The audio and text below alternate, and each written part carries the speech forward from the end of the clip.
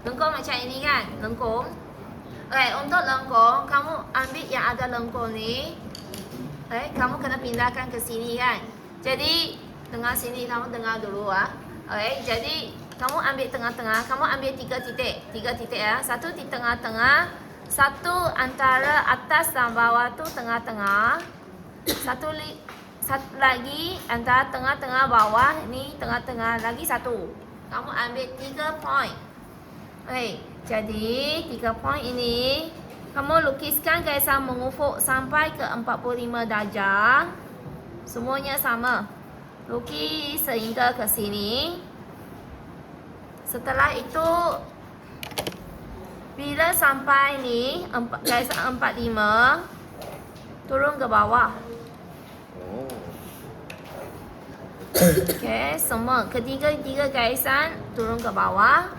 Lepas tu pada sini pun sama. Yang ini turun ke bawah.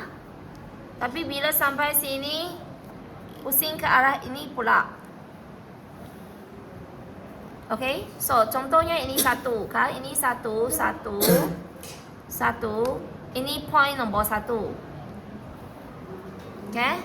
Lepas tu katakan ini 2. Jadi yang 2 ni turun ke bawah. Bila sampai permukaan lurus ini, kamu pusing ke arah ini pula.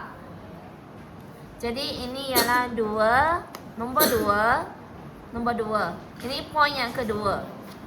Lepas tu point yang ketiga. Katakan ini point yang ketiga. Jadi ini pun sama juga, garis lurus ke bawah. Lepas tu ke sini.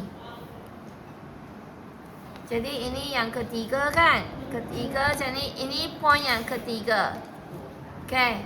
Ini ketiga 3 point ni kita panggil titik antara. Titik antara.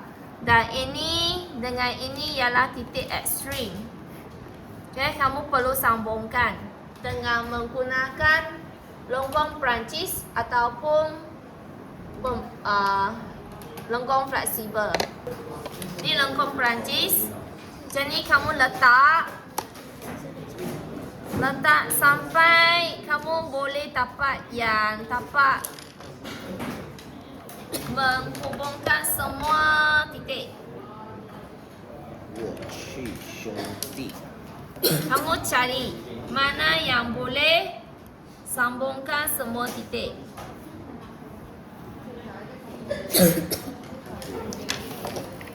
Okay.